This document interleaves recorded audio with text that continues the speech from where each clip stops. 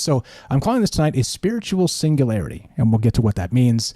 And yes, it's about raising our consciousness. The omega point noosphere, and it's complicated. So strap in, grab a beer. Here we go. The noosphere, a concept coined by Vladimir Vernadsky. I think I said that right. And further developed by, pardon me, Sylvain, but you're all going to have to pardon my French. Teilhard de Chardin. Yeah, Sacre Bleu. Represents the realm of human thought and collective consciousness that envelops our planet. It's a layer of mind and ideas, much like the atmosphere is a layer of air or the biosphere is a layer of life. To break it down, imagine the Earth as a series of concentric spheres. We have the geosphere, which is the rocky planet, of course. Everybody's familiar with this one. We've got the hydrosphere, which, of course, is the water that's going to be here on the Earth with us. We've got the atmosphere, which is the air itself. And then we've got the biosphere, which is all living organisms, okay? Which is nice. It's a nice concentric circle. There's 4 of them. There you go. See, our Sylvain lives in France, and he forgives me for my poor French. So there we go. I'm forgiven. I'm forgiven. In any case, so back to this. So the noosphere, so we got the 4 things, okay? We got the geosphere, hydrosphere, the atmosphere, and the biosphere, all right? But there's a fifth. There's a fifth, and this kind of fits into a lot of things we've talked about semi-recently in the past 6 months or past year, the morphic resonance of Rupert Sheldrake, things like this. But check it out. The noosphere is proposed as the next layer in these concentric circles, and it's a sphere of human thought and knowledge that surrounds and interpenetrates all the others. Now, if I'm being a little bit honest here, it sounds like the Force. It sounds like, right, the what is it, the field that binds all living things together. What did Obi-Wan Kenobi say? Okay, whatever. Anyway, so this concept, the noosphere itself, suggests that as humanity evolves, our collective thoughts, ideas, and information create a kind of global mind. It's not just about individual thoughts, but the sum total of human knowledge, culture, and intellectual activity, which means, of course, maybe when Troubled Minds is on and all of our minds are attuned to these wild ideas we're always talking about, and we're considering things that maybe we normally wouldn't consider, it's possible that we're putting kind of a shot in the arm of the noosphere itself because of what we're building in a collective sense, right? So think about it that way. But here's where it gets weird.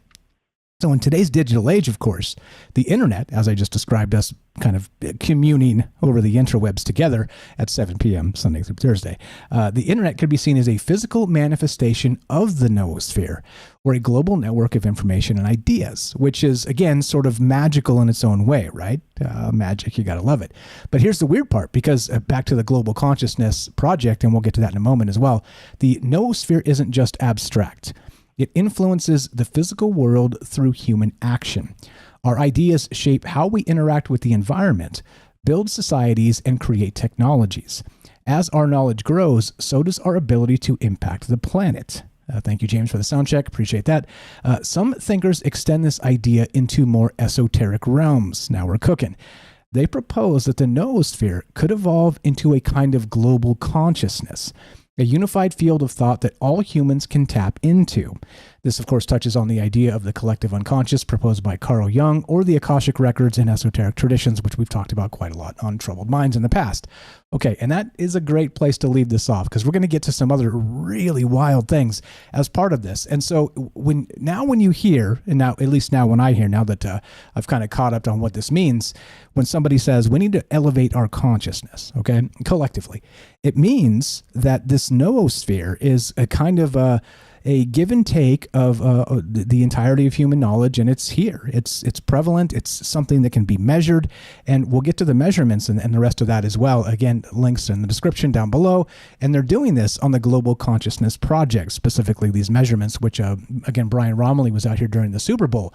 And specifically for the Super Bowl, what he was doing, as far as I could tell, because he was kind of tweeting a little bit and being cryptic about some of it, and I didn't follow up to see if he wrote the paper, like I said, but they were kind of gauging the sports ball enthusiasm of the Super Bowl, the betting here in Vegas, kind of that excitement, the excitement of the game itself, and that goes into this massive sort of overdrive of manifesting emotions and ideas into, well, the zeitgeist or the noosphere, which interesting that we talk about the zeitgeist quite a lot, which is what is it?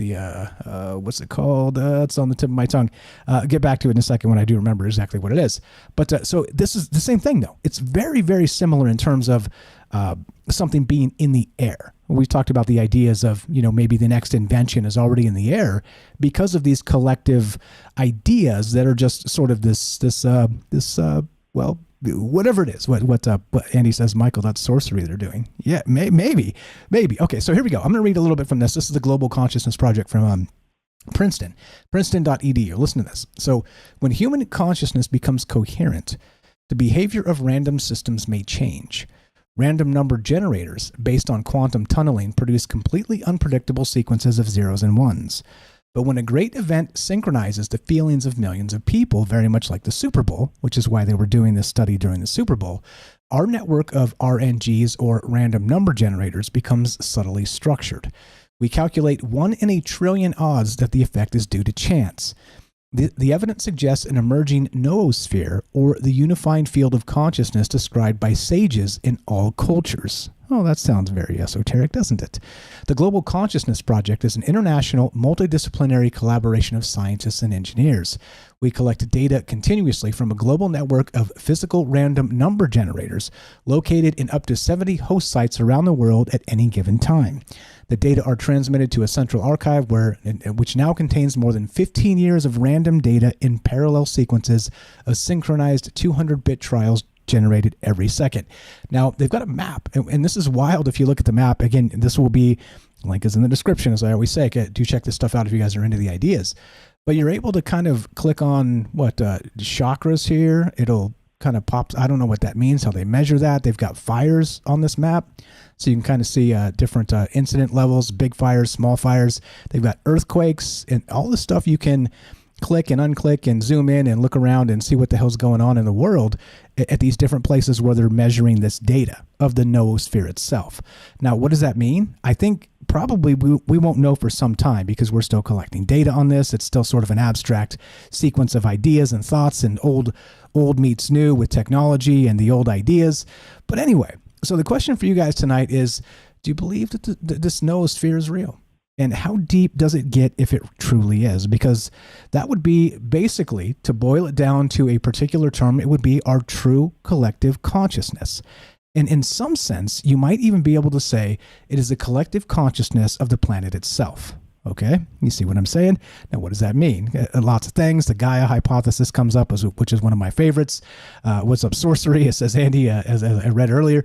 I don't know. And so the question is, do you think this is real? And if it is, what does it mean to elevate our vibrations, to elevate our consciousness as a collective group? And of course, is that possible? And I asked that question, of course, smack dab in the middle of an election season, which I'm not even going to talk about politics tonight. But it is very much a culminating force in people's minds and people's hearts and people's desires and people's fears. It's manifesting in these election cycles that we always consider, we always talk about. Like I said, I'm going to be very proud to have the only talk show that we went all year through a presidential election cycle and we never talked politics. Hey, how about that? And that's the way this goes. You don't have to follow the zeitgeist. You don't have to follow the noosphere. We can create pressure points ourselves together in our collective. And well, or can we? And that becomes the question tonight. What do you know about it? And how weird does it get? And of course, I'm going to take it cosmic, as you know, because I like to get incredibly weird. And I do love the biggest questions out there. So that's what's on my mind tonight. Have you ever heard of the noosphere? And how weird does it get when you talk about an actual scientific collective consciousness? Weird or nah? And there you go. Puts us exactly where we need to be. What's up, the Troubled Minds of Breakaway Society? Indeed. I see you guys in the chat. I'll come say hi at the bottom of the hour. Thanks for hanging tight. In the context of futurism and consciousness studies, the noosphere concept raises some intriguing questions, which we'll add to the list of questions tonight.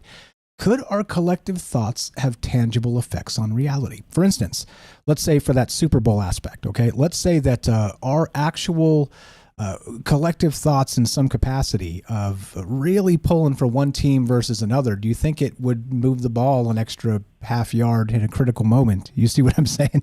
Like there's some sort of a unquantifiable quantum foam, or some force, some mysterious force that will, push the ball ever so slightly to get that first down in a critical moment. Okay, and that concludes our sports ball talk for the night. Promise this time. But you get my point.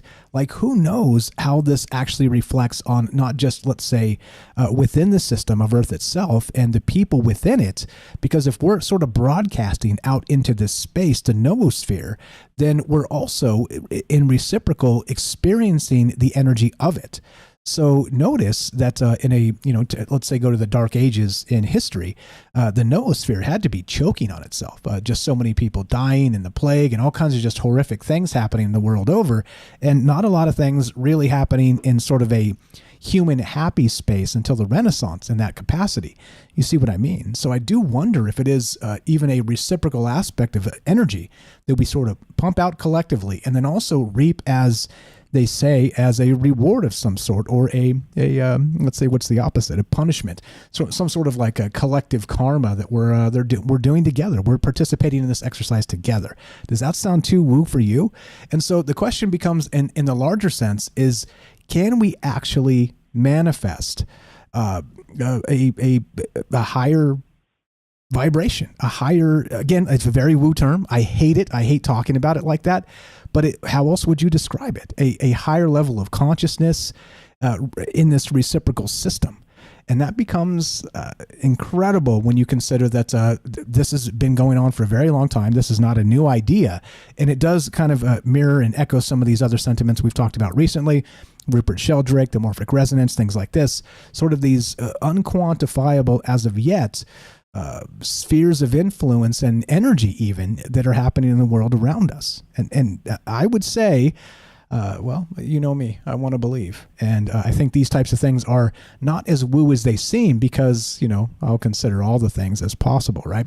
But let's see, okay, I just read that. I want to make sure we're good. So, of course, blah, blah, blah. The old AI likes to be super wordy. Okay, okay, so we're going to get to the omega point tonight, which is sort of where these ideas come together, not just in the global sense, but the omega point itself becomes cosmic. It becomes not just, let's say, an inflection point of energy here on Earth in the noosphere. It means that we're able to press these ideas out past the consciousness of Mother Earth, of the Gaia, that whole hypothesis, and press out into the universe, okay? And the omega point is where all of this eventually culminates, and which I'm calling, of course, a spiritual singularity. We'll get to that. I'm not going to blow all the great stuff in the first minute here, but that's what's going on tonight. That's what's on my mind, and there's a lot of ways to consider this stuff. And let me read this real quick. Let's see. So this was the idea of the actual noosphere came from a Jesuit priest and paleontologist named Pierre Teilhard de Chardin. Born in France, the priest worked for much of his adult life as a scientist in China, including participation on the dig that uncovered Peking Man. Peking Man, how do you say it? Peking. It's a Chinese city. Merging Catholicism and science, Teilhard asserted that evolution was God's ongoing creative act. Now, again, if you're not religious and you're freaking out when I say that, just think of it metaphorically, okay, whatever that means, the monad or however you want to look at it. Again, like I said, we don't have to be polarizing here, and we don't have to be dogmatic or anything. We can look at these terms and be smart and educated and not get triggered by things that, I don't know, that low vibrational people get triggered on. But anyway, so Teilhard asserted that evolution was God's ongoing creative act. And by the way, I hate the low vibrational term, just to be clear on that.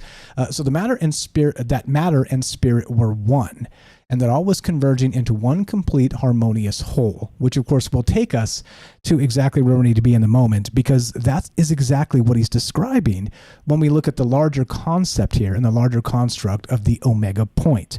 Yeah, it gets weird. It gets cosmic. It gets simulation theory. It gets holographic universe. There's a lot of ways to look at this and consider these ideas. As you know, I don't mind mixing peas and carrots and considering ghosts and UFOs in the same sentence and the same conceptual framework. But then when you start to look at this in the larger concept of cosmic beginnings and endings, which is always one of my favorites, is that this might be sort of the collective exit point of the universe itself. You ever heard of the big crunch? The big bang starts, everything expands forever until it doesn't, and then it starts to contract and then goes back to a single point again, and we begin again and anew with a trillions of years later, a new singularity and a new beginning. Think that. Keep that in your mind's eye, and we'll pin it for now, but that's basically the conceptual framework of a spiritual singularity, and of course the omega point noosphere. Tonight we're talking about the noosphere, which is complicated. It's basically the sign of the times. It is the zeitgeist, sort of. It's the collective consciousness of the world. And is it possible that this is not just, let's say, local, that we're participating in this tonight as part of this show and kind of talking about it, citing it, considering it together as a collective unit here, even in dare we say, disparate realities all over the world geographically? Is it possible that we're affecting it right now with this conversation, with a lot of actual minds tuned to a particular thing? And that becomes a larger question here, because I do think there's something to this. I think people feel it, and there's some basic examples you could cite when, let's say, for instance, you walk into a toxic place with just really nasty people, right? People, we've all experienced this, where you just kind of move into an area, there's a bunch of new people, whatever it is, a new social setting, and you just know it's nasty, just from some of the looks you get, it's not even what people are saying, it's how people are sort of acting. They're just not welcoming, they're just nasty, right? And we've all sensed this. And there's the opposite too, where you kind of move into a space and everybody's welcoming and they say hi, and they're just nice. And it's that right there affects the place, and you walk into it and you kind of sense it before anything even happens. And I think that's what we're doing. We're sort of projecting these things out into this noosphere, and then also, as I said, not just affecting it directly and literally, we're also experiencing it as the benefactors of that energy. And so how weird does it get? And we'll get to some super wild cosmic stuff tonight, including, of course, a spiritual singularity and the omega point. But right now we'll start with the noosphere, which, of course, is the collective consciousness of the planet itself, and, of course, humanity, and, of course, the animal kingdom. That includes all the rest of that. For instance, by the way, let's just say this as an example. Walking into a room and kind of feeling negative or positive energy is one example. But let's say when they had, let's say they have bird flu or something. And so to kind of take it to the animal kingdom, and they slaughter, 10 million chickens or something like this, right? They just slaughtered 10 million chickens in the space of, a week or whatever it is, like just some absurd number in these chicken farms. They just cull the entire batch. And do you think that right there, that sort of fear energy as part of the basis of the happening, it actually affects the zeitgeist from the animal kingdom? A lot of ways to consider this, a lot of ideas, and you can kind of break this down different ways and look at it, with slaughterhouses and things like this. But we're talking about sort of these mass events. And so I don't know. The answer to me is I would guess probably, but how do we quantify that? I don't know.